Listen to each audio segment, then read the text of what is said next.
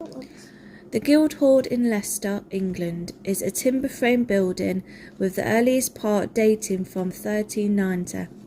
The Guildhall once acted as the town hall for the city, until the current one was commissioned in 1876. It is located in the old walled city, on a street now known as Guildhall Lane.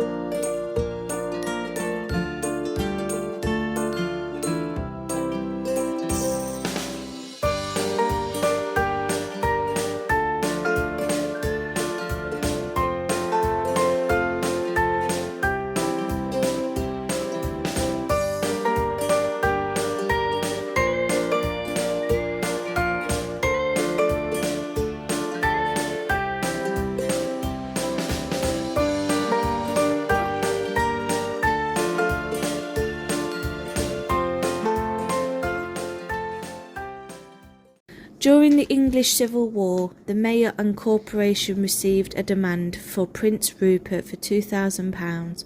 The decision was made as the Guildhall to offer a loan of £500 and made an appeal to King Charles I.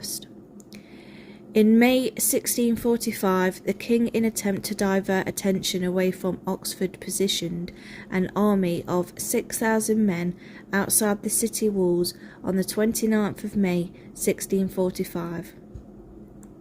Again, important decisions regarding the fate of the city were to be decided in the Guildhall.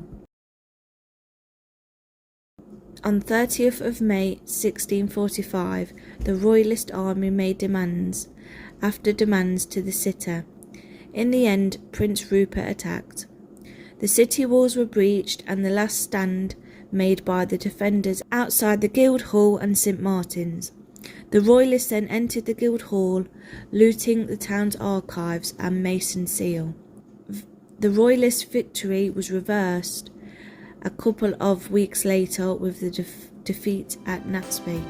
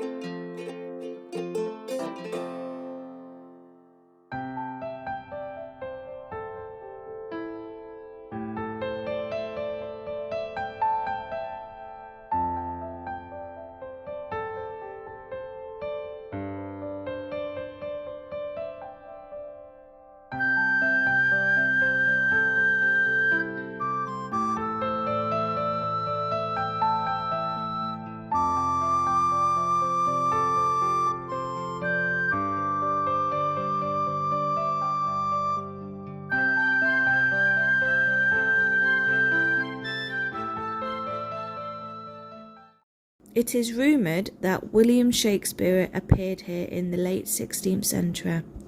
In recognition of this, the television company Mayer Vision brought the Royal Shakespeare Company to perform at the Guildhall as part of its 2003 series for the BBC. In Search of Shakespeare, written and narrated by the historian Michael Wood. Part of the Shakespeare legend is that Shakespeare first came across the tale of King Lear while appearing at the Guildhall, and this inspired him to write his own play, King Lear. This is, however, no actual evidence to support this, although the legend of King Lear is associated with Leicester. Records also show that entertainment expenses were paid for such items as wine, beer for Oliver Cromwell.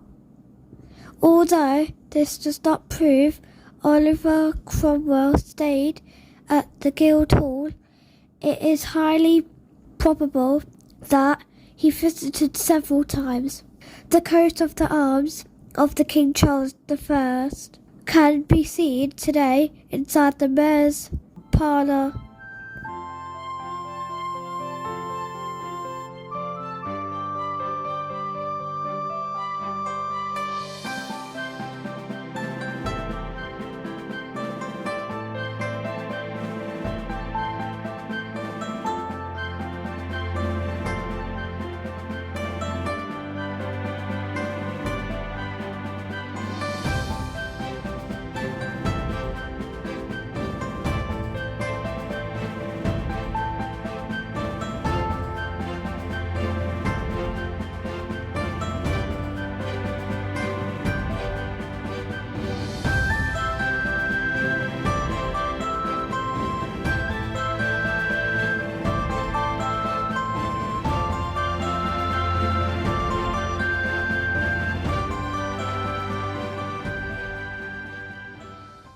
The Great Hall was used as a courtroom for centuries. It hosted the quarter sessions, local courts traditionally held 4 times a year, and the assizes, crime courts, criminal courts held around the country to hear the most serious cases. The assizes were also held at the castle, continuing there until the system was reformed in 1971. The room above the mayor's parlour was the grand jury room. The jury used it during the quarter sessions, looking down from the gallery onto the proceedings in the Great Hall. The money made from fines at the courts originally went to the Earl, but gradually this was replaced by the King's Courts and Mayor's Sessions. Edward IV made the town almost completely independent from its Earl in 1464 by granting the mayor of his burgesses significant authority over criminal and civil justice in the town. As well as giving fines to wrongdoers, the public punishment of crime acted as a deterrent and reassured the townspeople that justice was being done. There were 9 sets of stocks in town where offenders were locked in place by their feet and publicly humiliated. The stocks were as busy sights by the north and west gates of the town, as well as the Saturday market.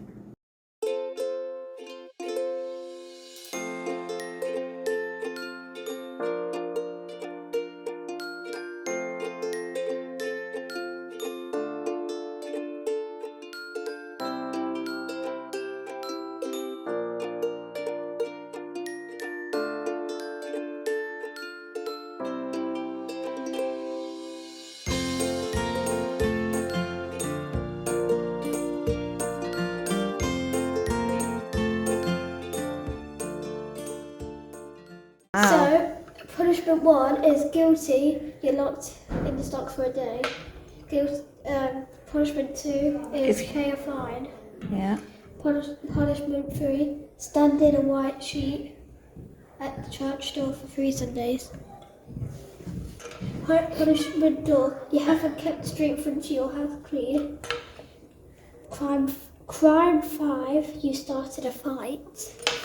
And 6, oh dear, the gallows wait for you. Dead. Oh.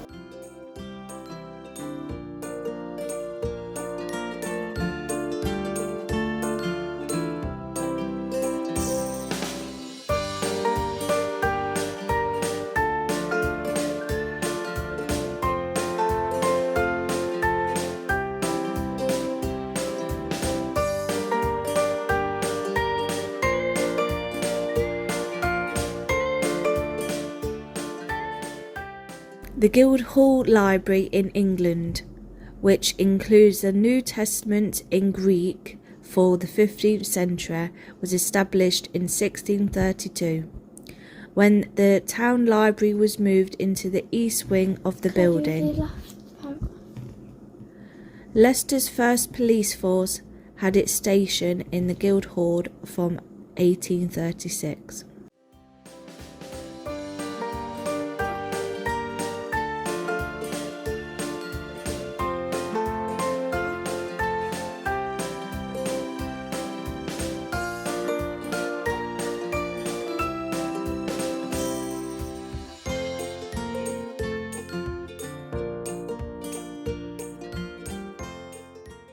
It was used first as the meeting place for the Guild of Corpus Christi and then later for the more formal Corporation of Leicester.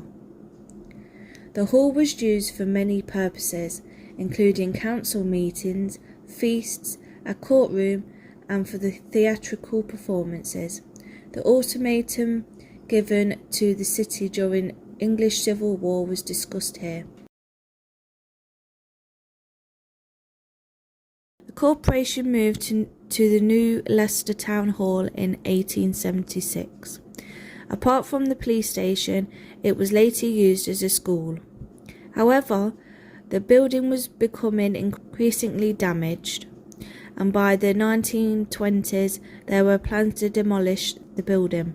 After the intervention of the Leicestershire Archaeological and Historical Society, the council began restoration work on the building, finishing it in 1926 when the Guildhall was opened as a museum.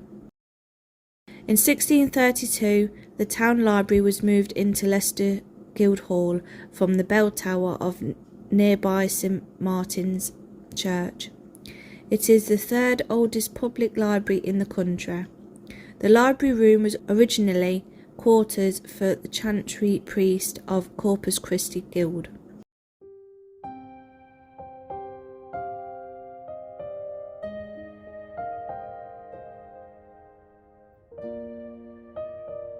The elaborate decorative features in the mayor's parlour date from the early 17th century. The panelling and overmantel were added in 1637, and the then mayor gave the mayor's chair with the arms on Charles I above.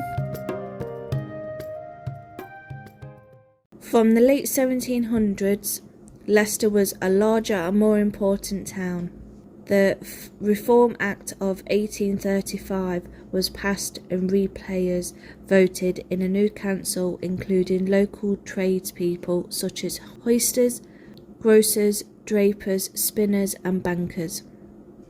The reformed corporation came to power on the 1st of January 1836 and at once held an auction in the Great Hall to dispose of the civic silver and china, including the great mace, the ceremonial trappings, and the early age. By now, the medieval Leicester Guildhall has become hopelessly inadequate for a rapidly growing 19th century town, so a new town hall was built in 1876. Leicester Guildhall have had a variety of uses after this time, including as a domestic science school for girls, with cooking lessons taking place in the Great Hall. With its main civic purposes gone, Leicester Guildhall became neglected. Townspeople considered it old-fashioned and gloomy, and it was under threat of demolition in 1876. Fortunately, the newly created City Council embarked on a major renovation programme in 1922. Spearheaded by the Leicester Archaeological Society, Leicester Guildhall was reopened to the public in 1926 and today, as one of the city's most important medieval buildings and iconic local landmarks, enjoy protection of the Grade 1 listing building as a museum.